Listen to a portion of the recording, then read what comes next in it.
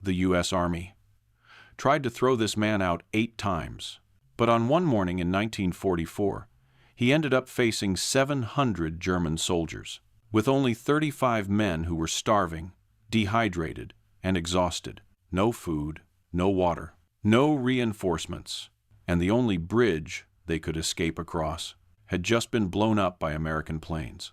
At 7:22 a.m., a German officer walked up with a white flag, not to surrender, but to tell the Americans it was time to give up. From the German point of view, this fight was already won. But the man in charge of those 35 paratroopers was Jake McNiece, 25 years old, mohawk haircut, war paint on his face, and the worst discipline record in his entire division. Jake looked at the 700 Germans. We looked at his 35 men who had been eating grass to stay alive, and told the officer 3 simple words: if you want it, come take it. 3 days later, over 100 Germans were dead or wounded. Jake's men, 0 casualties. And here's the part almost nobody knows: why a soldier the Army kept trying to expel became the man who broke a German force 20 times his size. By the end of this story, you'll understand why. Before Jake McNiece ever faced 700 German soldiers, he had already spent years fighting a very different enemy, the U.S. Army itself, not because he was a traitor, not because he was lazy, but because Jake had a rule he lived by from the moment he entered the service. I follow orders that make sense. The rest? No. Wow. Jake grew up in the middle of Oklahoma during the Great Depression, 10 kids in a family that survived on whatever the land gave them. He learned to shoot before he could drive, learned to hunt before he could spell half the words in his school books, and learned early that life didn't reward people who waited politely. By 19, he was a firefighter running into burning buildings while most men his age were still figuring out how to swing a hammer. So when Pearl Harbor was attacked, Jake didn't wait for a draft notice. He volunteered. Not for patriotism, not for speeches, not for medals. He volunteered for the paratroopers because they got dropped behind enemy lines with explosives. And Jake liked explosives. The Army sent him to Fort Benning for basic training. On his very first week, his commanding officer asked if he understood military discipline. Jake said, "Sure." It downed. The very same morning, in the mess hall, a staff sergeant stole Jake's butter ration and told him to sit down and shut up. Jake warned him once. The sergeant laughed. Jake broke his nose. That incident alone should have ended his military career. But here's where the first major contradiction of Jake's life appeared. Every time he got in trouble, he also did something spectacular. Later that same day, yes, the same day he punched the sergeant, Jake set a base record on the demolition course. The fastest anyone at Fort Benning had ever run it. The instructors were furious at him and impressed with him at the same time, which would become the theme of his entire career. He refused to call officers "sir" unless they'd earned it. He ignored formations. He ignored salutes. He ignored any rule that didn't help him kill the enemy faster. When a lieutenant finally snapped and asked Jake why he couldn't behave like a normal soldier, Jake replied, "I'm here to kill Nazis, not polish boots." If you razdu canand about, that line made its way around the base faster than a rumor at a high school. But it also forced the brass to confront a new problem. Jake wasn't just difficult, he was too good to throw away. He shot better than nearly everyone. He ran farther than nearly everyone. He could ruck with 60 pounds for miles without slowing down. And during hand-to-hand training, there were instructors who quietly hoped Jake wouldn't get paired with them. So instead of kicking him out, the Army tried something unusual. They isolated him. They gave him his own platoon, his own barracks, his own little corner of the 101st Airborne, mostly so he wouldn't infect the rest of the division with his attitude. And whenever another soldier showed up who also couldn't follow the rules, the brawlers, the troublemakers, the men who were brilliant in combat and hopeless everywhere else, the Army shipped them straight to Jake. Within months, he had collected 12 misfits, each one more unmanageable than the last. A coal miner who broke 3 MPs' noses in one bar fight. A 4-language black market runner from New York who could interrogate prisoners better than officers twice his rank. A demolitions fanatic who blew up a latrine just to see the pattern. Iddies. a boxing champion from Chicago who won 14 fights in basic training, all of them documented. Together, they became known as the Filthy 13, dirty, disobedient, chaos in uniform, and the best-performing platoon in Fort Benning. They shot better, ran harder, fought longer, and ignored every social rule the Army had. Jake didn't pretend he was building good soldiers. He was building a pack. A group bound not by salutes and protocols, but by one rule: be damn good at your job or get out. And officers hated it. Some wanted Jake court-martialed. Some wanted him studied. Most wanted him transferred far, far away. But here's the part almost nobody realizes. Every time Jake broke a rule, he proved another one useless. And the Army, especially the officers who actually had to win battles, started to notice. This is the foundation for everything that comes next. Because before Jake ever faced 700 Germans, the Army had already discovered one thing. They couldn't control him, but they couldn't replace him either. Jake didn't build the Filthy 13 on purpose. The Army built it for him by accident. Every time a troublemaker showed up at Fort Benning, every time a soldier refused to follow orders, every time someone punched the wrong person or broke the wrong rule, the officers looked at their clipboard, sighed, and said the same thing: send him to McNiece. At first, it was a punishment. Then, it became a pattern. Eventually, it became a pipeline. And within 6 months, Jake had a platoon so chaotic that officers avoided their barracks like it was a plague house. Let's talk about the men the Army accidentally handed him. There was Jack Wimmer, a Pennsylvania coal miner built like a piece of mining equipment. Jack once got in a fight with 3 military policemen at once over a poker game and broke all 3 of their noses. No weapons, no warning, just 3 broken faces. He turned out to be the best marksman in the entire 101st Airborne. Then there was Charles Plaudeau, a 4-language immigrant from New York. He spoke English, Italian, French, and German. He also ran a black market ring, secretly selling Army supplies to civilians. Instead of throwing him in jail, the Army realized he could interrogate prisoners better than anyone, so they sent him to Jake. Next was Robert Cohn from Tennessee, a demolitions expert with the curiosity of a scientist and the judgment of a 10-year-old. He blew up a latrine not out of anger, not by accident, but because he wanted to see what the explosion pattern would look like. When you dud, the Army didn't even yell at him. They took one look at his report and transferred him straight to Jake. Then you had Joe Alishwitz, Chicago street fighter, a man whose fists had their own service record. He got into 14 fistfights during basic training, won all 14. The instructors simply gave up and sent him to Jake. And these were just the first few. Every one of them had the same problem: too talented to discharge, too wild to put with regular troops. To everyone else, they were headaches. To Jake, they were perfect. Because Jake understood something that most officers, even good ones, never learned. Obedience and discipline are not the same thing. Obedience is about doing exactly what you're told. Discipline is about doing what needs to be done. Jake didn't want obedient men. He wanted men who could crawl through mud, move without being heard, shoot straight under pressure, and improvise when everything went wrong. Men who wouldn't freeze when a plan collapsed or when orders stopped making sense. So he trained them like warriors, not soldiers. No parade drills, no shiny boots, no useless formalities. The Filthy 13 ran farther than any other platoon. They carried more weight. They fought harder during sparring. They shot until their shoulders ached. They did so many ruck marches that other units started timing themselves against McNiece's pack. Work sighed. Jake ran the platoon like a wolf pack, not a chain of command. There were no fancy ranks, no yelling contests. Only one question mattered: can you pull your weight? It neither do I. If a man couldn't, Jake didn't file paperwork. He didn't complain to an officer. He simply walked the guy to the edge of the field and told him to go join a different platoon. Brutal, but effective. And here's the strange thing. The Army hated everything Jake was doing, but they couldn't argue with the results. Whenever the 101st Airborne held qualification tests, marksmanship, demolitions, hand-to-hand combat, endurance, Jake's misfits finished at the top. Every single time. The only category they failed consistently? Uniform inspections, because none of them cared. Word spread fast. Other soldiers came to watch them train. Officers argued about them in the mess hall. Some wanted the whole platoon court-martialed.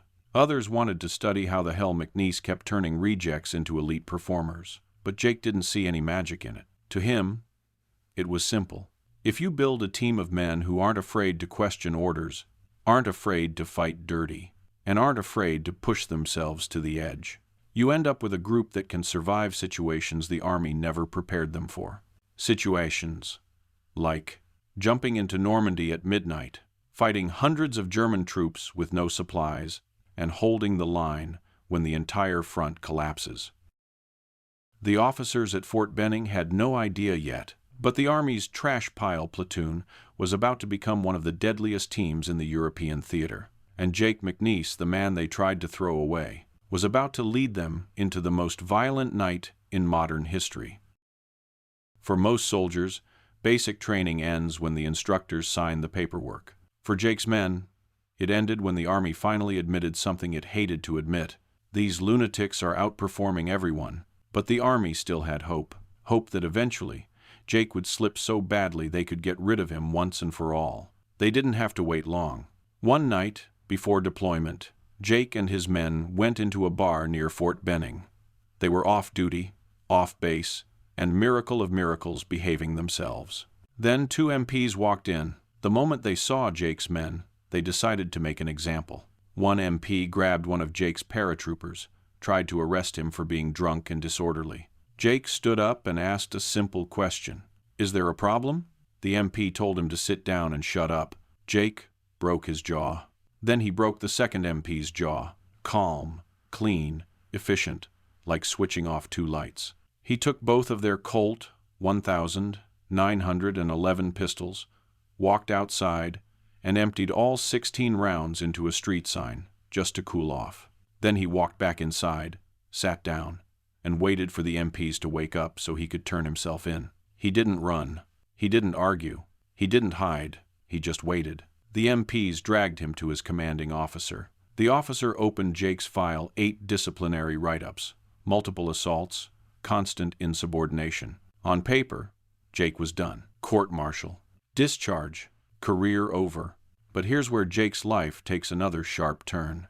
Instead of ending his service, the officer made Jake an offer so ridiculous that even Jake blinked. There was an old record, a 136-mile march from Fort Benning to another base. Almost nobody had ever completed it. If Jake and his men attempted the march, the officer would ignore the entire MP incident. Jake said yes immediately. But then he added a condition. He would march all 136 miles, in full combat gear, without changing his socks, and without getting a single blister. The officer burst out laughing.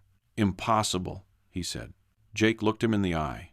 "Watch me." 10 days later, Jake completed the full 136 miles. 60-pound ruck, boots caked in mud, not one blister. Army doctors were stunned. Jake's explanation? He'd been walking since he was 10 years old. His feet were tougher than boot leather. The officer kept his word.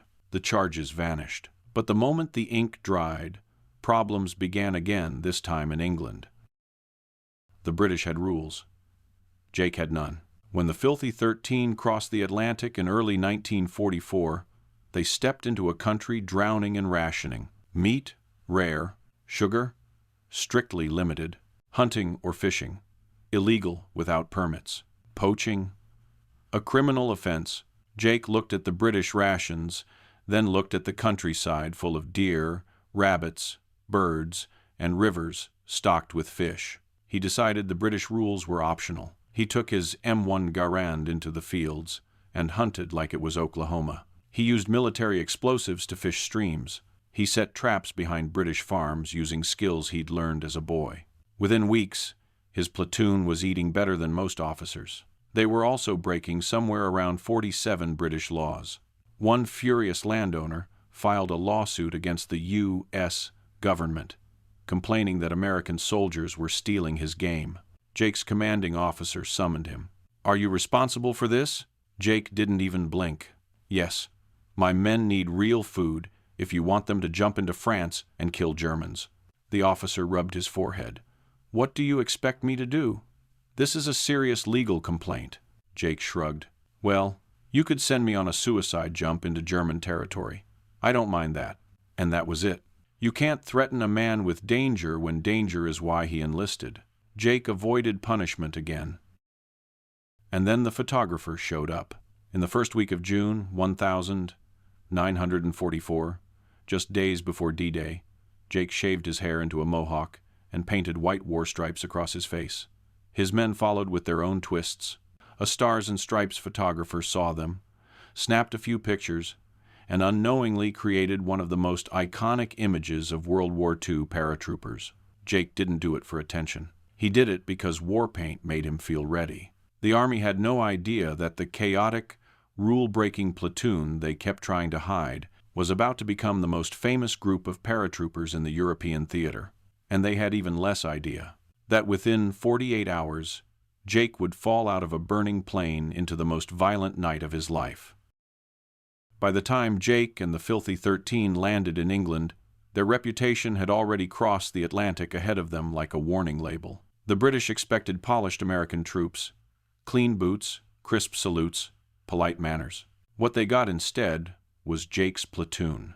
12 men who looked like they had crawled straight out of a bar fight and into a uniform. And England, unlike Fort Benning, had rules. Real rules. National rules. Meat was rationed. Butter was rationed. Sugar was rationed. Even owning more than a certain amount of flour could get a man fined. Hunting? Illegal without a permit. Fishing with explosives? Absolutely not. Jake took one look at the British ration portions, small, pale, and heartbreaking, then stepped outside the base, breathed in the countryside air, and announced his official opinion. This isn't food.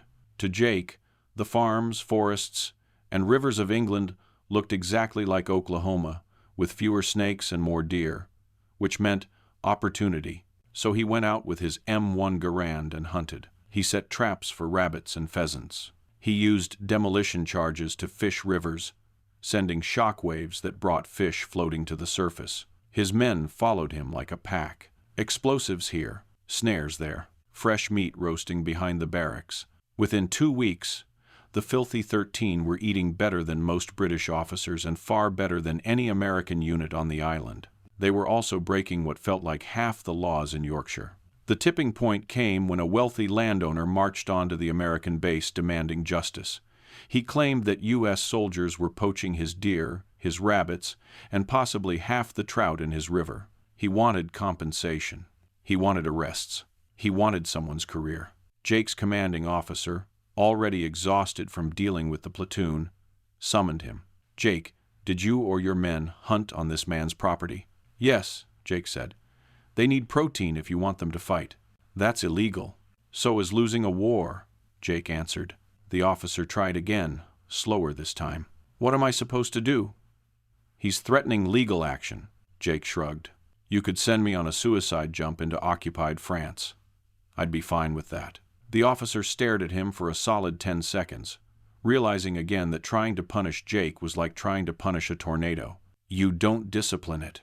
You just try to point it in the right direction and pray it goes that way. The British landowner eventually gave up when he realized the American military had absolutely zero interest in arresting its best killers over a deer carcass. But trouble wasn't the only thing following Jake around. So was attention.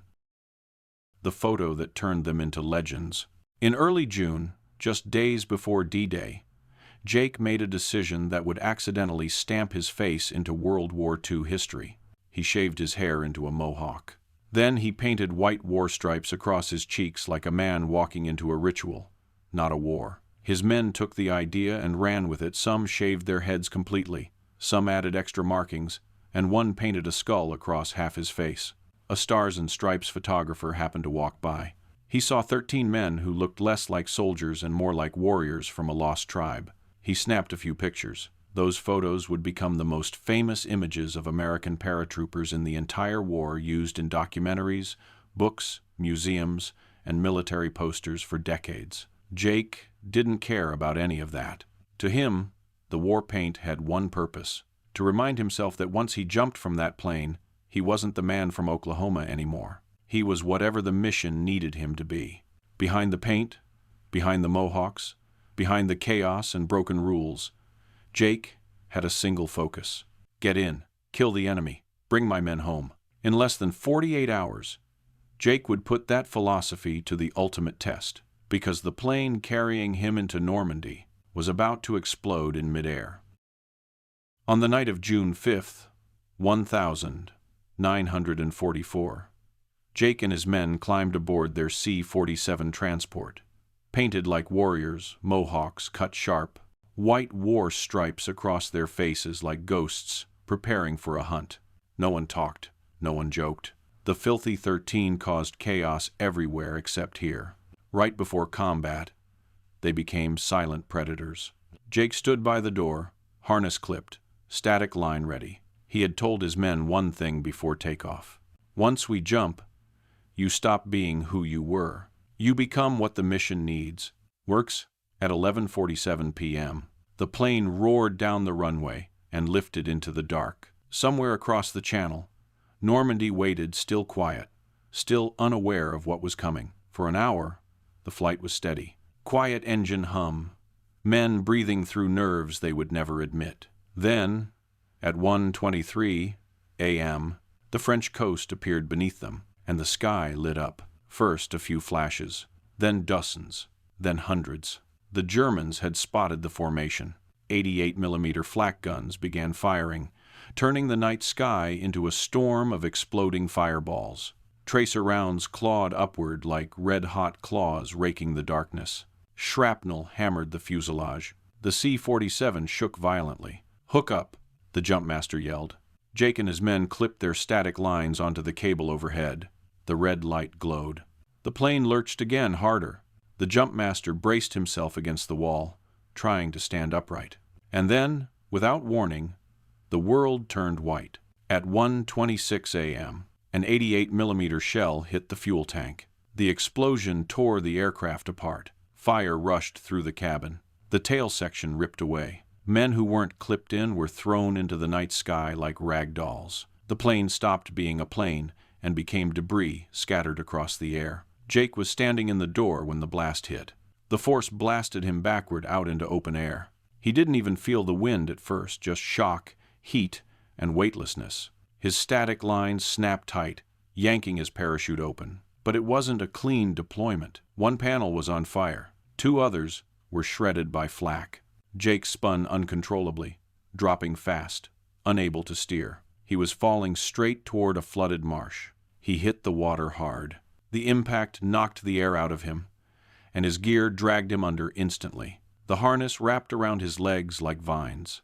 Most paratroopers who landed like that drowned in seconds. Jake didn't panic. Panic wastes oxygen. He forced his knife out, cut the tangled harness, and kicked upward through cold, black water. He broke the surface, gasping, just as flaming debris from the exploding aircraft splashed into the marsh around him. He was alive, barely, but alive. All around him, the night was chaos. Burning planes spiraled down. Chutes drifted into German positions. Machine guns cracked in the dark. Explosions echoed across Normandy. Jake fumbled for his rifle, pulled it out of the water, and checked it. Soaked, but usable. He didn't stop. He started moving. For hours, Jake crawled, sprinted, and cut through hedgerows searching for survivors. He found them one by one. Jack Weimer, Plauto, Cone, Auschwitz, a few more. 9 men total. 4 were dead. The rest were scattered across the countryside. 9 survivors. Jake gathered them in a ditch, faces streaked with mud, smoke, and war paint washed half away. Then he told them the mission. "We're taking the bridge at Chef-du-Pont. We hold it. No Germans get through." Scale. Intelligence said at least 200 German troops defended the area. Jake had 9. He didn't hesitate. "We attack anyway." S. At 6:34 a.m., Jake's tiny group began hunting through the hedgerows. They ambushed patrols, hit German lines, vanished before the enemy even understood what was happening. The Germans never suspected 9 men were attacking 200. By 9 a.m., scattered American paratroopers, men from other units, linked up with Jake. 9 became 35.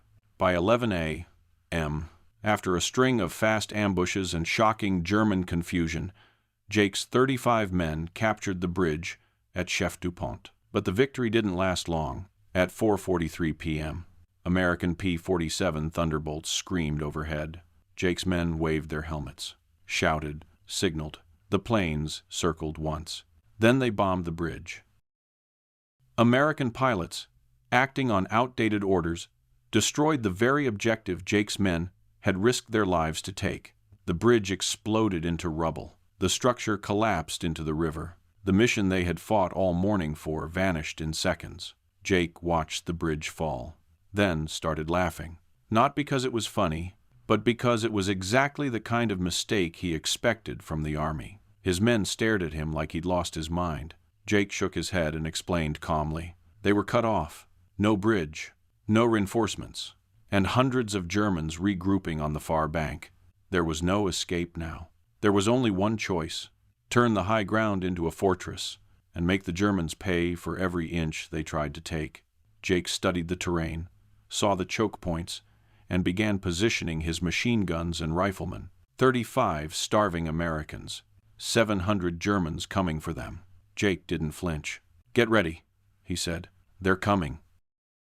Jake didn't choose the high ground above the destroyed bridge because it was dramatic. He chose it because it was mathematically lethal. There were 3 narrow approaches leading up the slope, thin paths between trees, hedgerows, and natural embankments. Any soldier trying to climb them would be forced into tight bunches, and bunched-up soldiers defast. Jake understood this instantly. He didn't need a map. He didn't need a briefing. He walked the ridge once, looked at the terrain, and saw exactly what it was: a funnel, a choke point, a killing ground. He placed his 2 .30 caliber machine guns so their fields of fire overlapped, meaning every German who tried to climb would be hit from multiple angles. He put his best riflemen in elevated openings with wide sight lines. Their job was simple: shoot the leaders first, kill the officers, kill the NCOs, cut the head off the snake. He positioned his BAR gunners to suppress German machine gun teams and mortar crews, the only real threats to his defensive line. Then he picked 5 men to act as a mobile reserve. If the Germans broke through anywhere, that 5-man squad would hit the breach immediately. 35 men, perfectly placed, and starving, and exhausted, and surrounded, but their positions were perfect. And Jake knew it. "We hold here," he said, "no matter what they send." The Germans arrive. On the morning of June 7th, German scouts spotted American paratroopers dug in on the high ground. They reported back. On June 8th, the Germans tested Jake's defenses with small probing attacks, squad-sized pushes, moving cautiously up the slope. Jake's men killed every one of them, clean, controlled bursts, not wasting a single bullet. The Germans pulled back again, and they regrouped. The real attack came the next morning. The white flag. At 7:22 a.m. on June 9th, a German officer rode forward under a white flag, not to surrender, but to demand it. He walked straight through the burned-out ruins of the bridge, up toward the hill where Jake stood. He explained the situation calmly, almost kindly. Jake had 35 men. He had 700. He had machine guns, artillery, fresh water, supplies, reinforcements. Jake had none of that. Logic, math, and common sense all pointed in one direction: surrender. Jake listened, not because he was considering it, but because he wanted to hear the man finish his speech so he could respond properly. When the German was done, Jake pointed at the slope behind him and said, "If you want to come up this hill, start climbing." The officer blinked, walked back, mounting his horse again, and signaled the attack. Wave 1, 200 Germans. At 9:14 a.m., the first wave began. 200 German infantrymen advanced uphill in tight formation, exactly the way Jake expected. Jake didn't give the order to fire. Not yet. He let them come. Closer, closer, closer. The Germans hit the first choke point and bunched up like cattle in a funnel. Then Jake raised his hand. Fire. The hill erupted. The 30 cal machine guns unleashed hell, 500 rounds per minute each, cutting through the German front ranks like a blade slicing cloth. Riflemen followed with precise, disciplined shots. Every man had trained for this moment. Fast aiming, no wasted rounds. German soldiers stumbled, dropped, crawled for cover that didn't exist. The slope was bare. The angle steep. There was nowhere to hide. The wave collapsed in minutes, dozens dead or wounded. The remainder retreating down the hill in panic. Jake's casualties, 0. Wave 2, mortars and infantry. The second German attack came late in the morning, this time with mortars. Shells crashed along the ridge in heavy arcs. Explosions ripped bark off trees, chewed dirt into the air, and shook loose stones from the slope. But Jake had placed his men behind the crest of the hill, on the reverse slope. The mortars hit the forward slope loud, terrifying, impressive, but almost completely ineffective. When the barrage stopped, another 200 Germans advanced. Jake let them come again. They hit the same choke points. They bunched up, and Jake's machine guns opened again. The second wave lasted barely 5 minutes. Another 50 Germans dead or wounded. American casualties, 0. Wave 3, artillery and 2 tanks. By mid-afternoon, German commanders were furious. They brought artillery. Then they brought armor, 2 Panzer IV tanks rolling up the main road, infantry clustered behind them. Jake watched through binoculars. He knew he couldn't kill the tanks. No bazookas, no anti-tank weapons, no explosives big enough to punch through armor. But he saw something the Germans didn't. The tanks had only one route, a narrow defile between 2 hills. If they stayed on the road, they had no angle to shoot upward at Jake's positions. And if they left the road, they'd sink into the mud and be useless. So Jake issued a simple order. Ignore the tanks. Kill the infantry. When the tanks reached the defile, Jake's machine guns opened. Not at the armor, but at the infantry, using the tanks as shields. German soldiers fell immediately, scrambling for cover that wasn't there. The tanks rumbled forward alone, blind, without support, firing 75mm shells that could not elevate high enough to reach the reverse slope. Thunderous blasts tore into the forward hill. Dirt erupted. Trees shattered. But Jake's men stayed untouched behind the crest. After 30 minutes of useless shelling, both tanks pulled back. Jake's casualties after 3 waves, artillery, mortars, tanks, still 0. The Germans break. By nightfall on June 9th, German attacks had failed 5 separate times. Over 100 Germans were dead, hundreds more wounded. Jake's men had not lost a single soldier. When reinforcements from the 82nd Airborne finally reached the hill on June 10th, they found 35 exhausted, starving paratroopers still holding the high ground mud on their faces, grass stuck in their teeth, and not a single man missing. A relief officer asked Jake for his casualty count. Jake answered, 0, but if you brought food, we'll take it. Most battles have a turning point, a moment where one side realizes the fight is lost. At the hill above the destroyed bridge, that moment never came for Jake's men. They were too stubborn, too hungry, too angry to notice they were supposed to die. For the Germans, however, that moment arrived, slowly, wave after wave, until they were forced to admit something that should have been impossible. They were losing to 35 starving, dehydrated paratroopers. The German commanders weren't stupid. They were veterans. They adjusted tactics. They changed formations. They called for support weapons, mortars, artillery, armor. But every adjustment ran straight into Jake's system. Yes, system. Because even though Jake rejected parade discipline and hated army rules, he understood something deeper. You don't win a defensive fight with muscle. You win it with geometry, angles, distance, timing, funneling. Jake wasn't a theorist. He just saw the battlefield with the same instincts he'd used growing up in Oklahoma.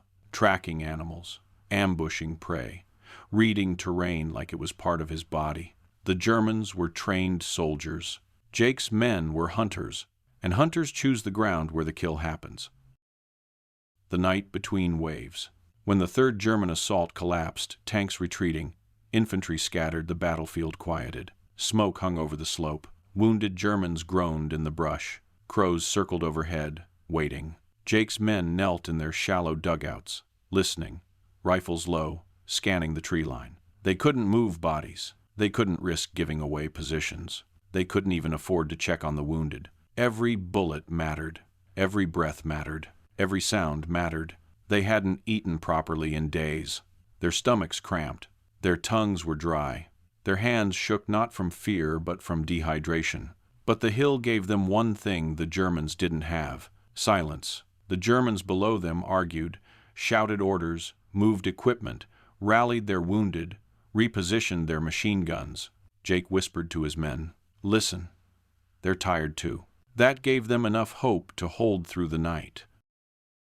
June 9th, Wave 4. Just after dawn, the Germans tried a different tactic, a concentrated mortar bombardment, followed by simultaneous pushes on all three approaches. Jake's men lay completely still as mortar rounds walked across the slope in violent bursts. Chunks of earth flew into the air. Shrapnel ripped leaves off branches overhead.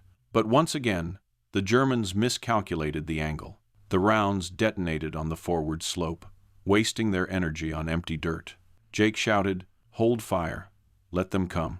The Germans advanced carefully this time, ducking low, inching upward, fire and move techniques, trying to avoid bunching. It didn't matter. Once they reached the folds of terrain Jake had mapped in his head, the American guns opened. The .30 cals spat dense, constant fire. Riflemen picked off anyone who broke cover. BARs erupted in short, punishing bursts. German soldiers dropped in clusters. Some crawled behind rocks, so small they barely hit a helmet. Others rolled downslope under fire, arms flailing. The attack dissolved.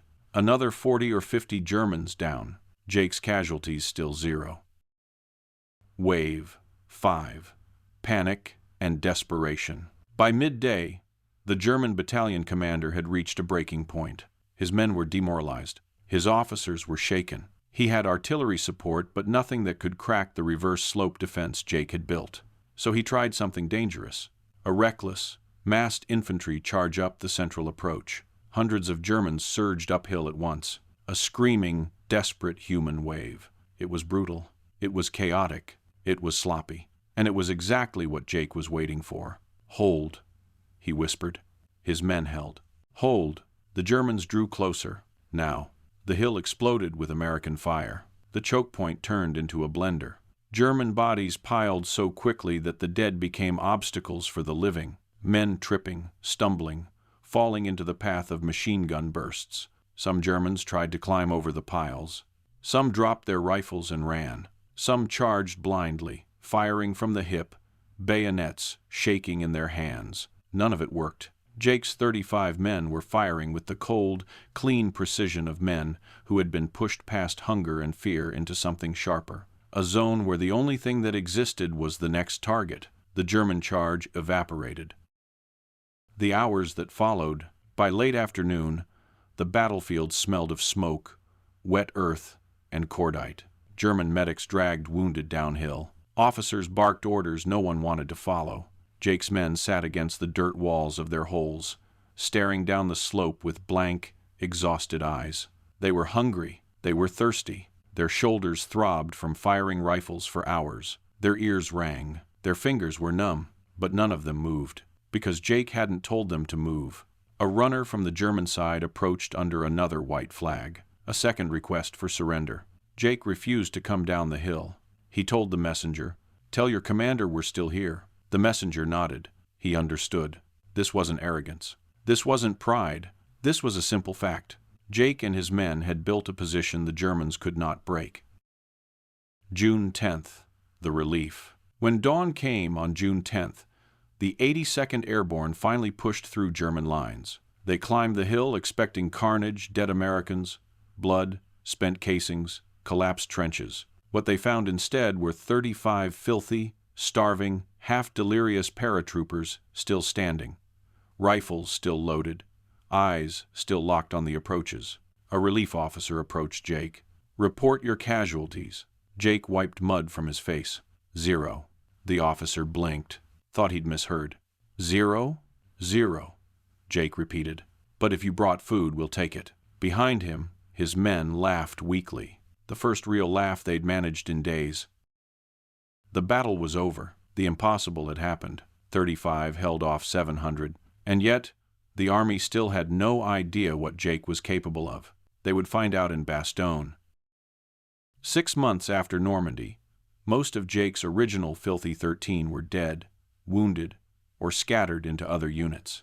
Only 4 of the original crew remained.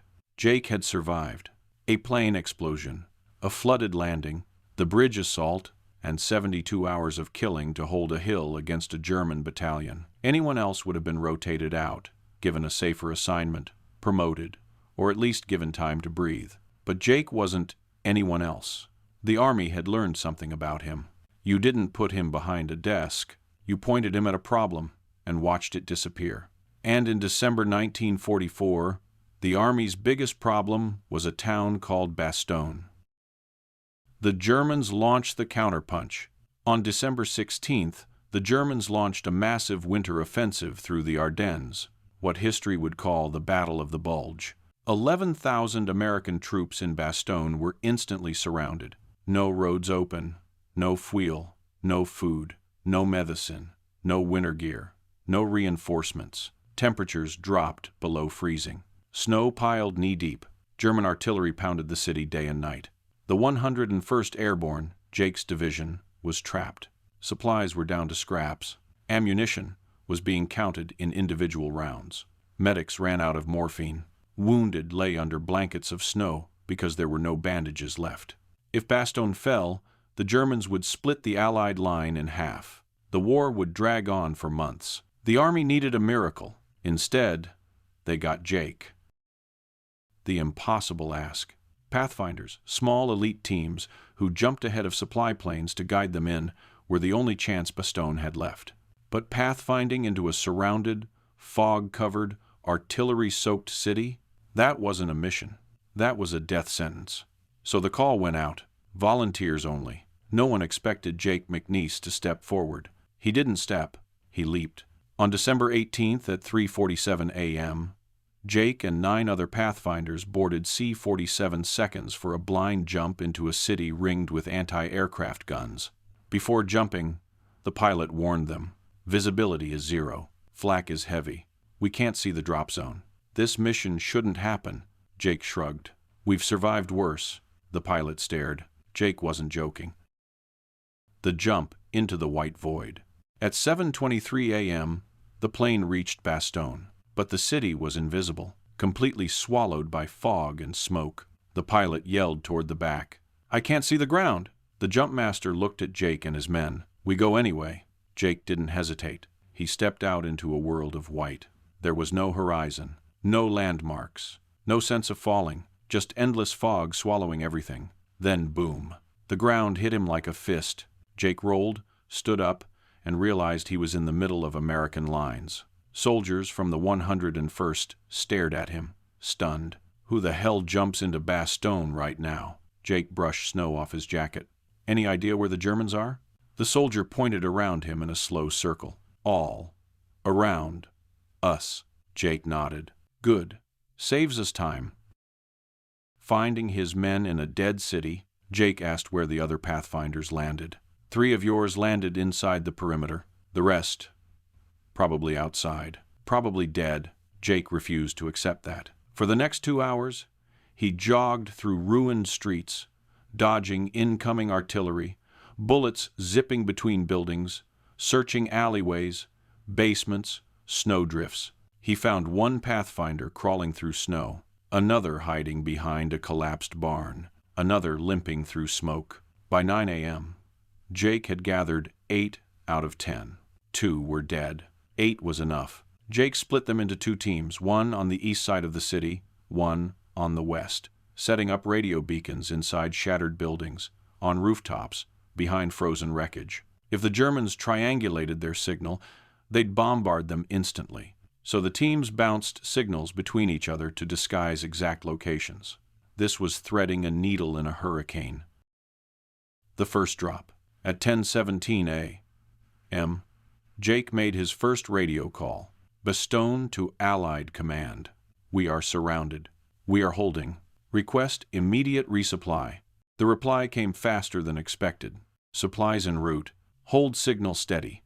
At 11:34 a.m., the first C-47 broke through the clouds, flying so low the treetops shook.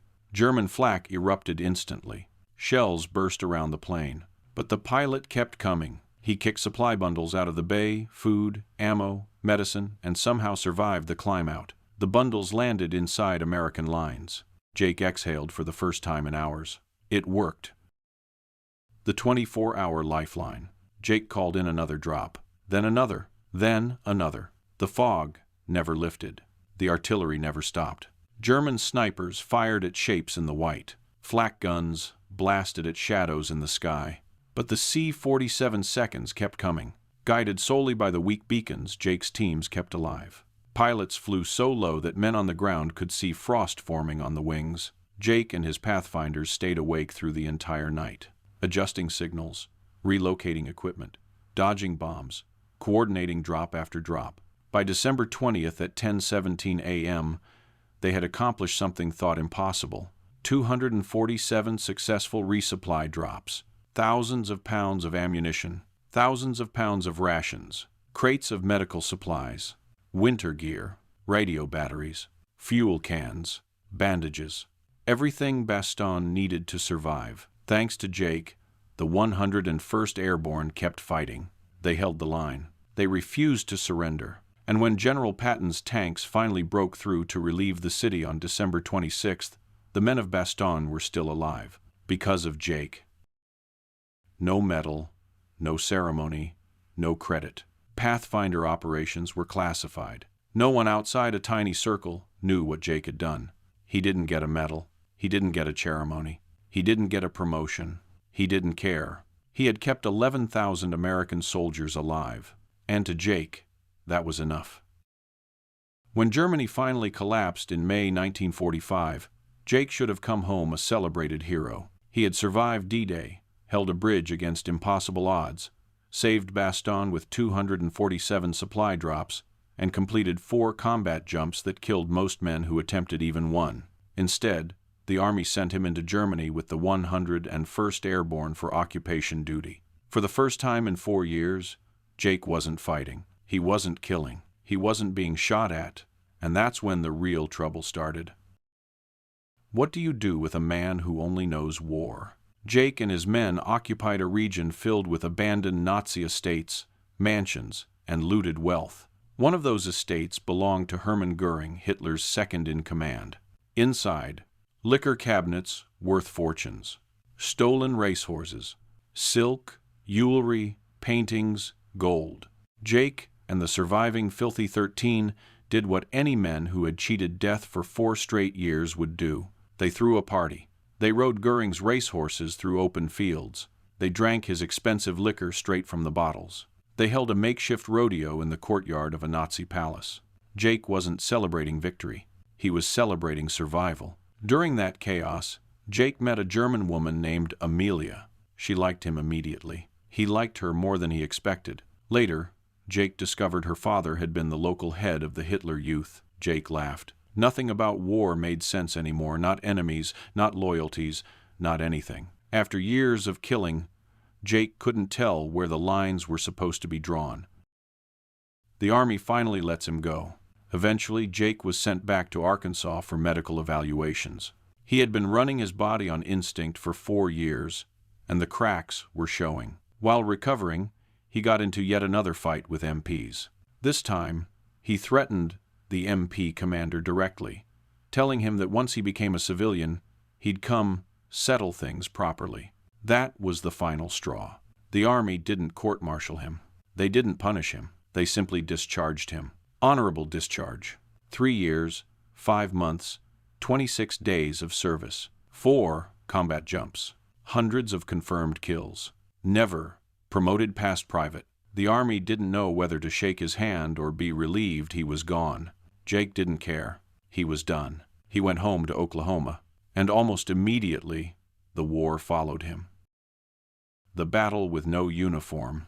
Jake drank a lot. He drank because it dulled the noise in his head, because it blurred the memories of screaming men, burning plains, freezing nights, and bodies piled on hillsides. He drank because sleep brought nightmares, and waking up brought silence so heavy it felt like drowning. No one around him understood. No one wanted to understand. They wanted him to be normal, a neighbor, a husband, a father. But Jake had spent 4 years as a weapon. Turning that off isn't simple. Turning that off without help is nearly impossible. His life spiraled until 1951, when he wrapped his car around a telephone pole in a drunk driving accident so violent that doctors said he should have died instantly. He woke up in a hospital bed 3 days later, his skull fractured, ribs broken, lungs bruised. And for the first time since the war, he saw himself clearly. He had survived a plane explosion. He had survived German artillery. He had survived Bastogne. He had survived all the impossible things that killed better men. And here he was, killing himself slowly in peacetime. That night, Jake made a decision that would change the rest of his life. It wasn't a miracle. It wasn't a religious vision. It wasn't a dramatic epiphany. He simply decided, if I'm still alive, maybe I'm supposed to do something better than this. He quit drinking, cold, immediate, permanent. 6 months later, he married Mary Catherine, a local Oklahoma girl. She knew he had served. She knew he had jumped into France, but she didn't know the details. Jake never told her. He never told anyone. He didn't want his children growing up believing that war was heroic. He didn't want them worshiping violence. He didn't want them thinking that killing, no matter how justified, was something to admire. So he built a different life. He worked at the Ponca City post office, sorted mail, sold stamps, coached Little League, went to church every Sunday, raised 3 children who had no idea their father had once held off 700 German soldiers with 35 men. For 40 years, he lived quietly. No medals on the wall, no stories at dinner, no trace of the warrior he had once been. Jake McNiece simply disappeared into normal life, exactly the way he wanted to. Jake McNiece died in 2013 at the age of 93. By then, he'd spent 4 decades sorting letters in a quiet Oklahoma post office, raising children who had no idea their father had once jumped into burning skies, laughed in the face of impossible odds, and saved thousands of American lives. To his co-workers, he was the friendly man who sold stamps. To his neighbors, he was the quiet guy who showed up to church every Sunday. To the town, he was nobody special. And that's exactly how Jake wanted it. He didn't want medals. He didn't want recognition. He didn't want strangers shaking his hand for things they didn't understand. He wanted peace. He wanted breakfast. He wanted to raise his kids without the shadow of war hanging over them. But here is the strange, almost unbelievable truth. The U.S. Army tried to kick Jake out 8 different times, and every time they failed, history moved a little. If Jake hadn't survived that plane explosion, if he hadn't held the hill against 700 Germans, if he hadn't jumped into Bastogne and guided 247 supply drops, if he hadn't defied every regulation that didn't make sense, thousands of Americans would not have made it home. And Jake never bragged about any of it, because to him, war wasn't glory. War was something you survived, something you endured, something you never wished on the generation after you. He wanted to kill Nazis, eat breakfast, and go home. He accomplished all 3. So if you're still here, listening to this story, you're helping keep the memory of men like Jake alive, men who didn't fit the mold, who didn't play by the rules, but who changed the war anyway. If someone in your family served, or if you simply care about forgotten heroes, leave a comment. Tell us where you're listening from. Every single comment tells the algorithm to show this story to someone new, so Jake's name doesn't fade the way he tried to.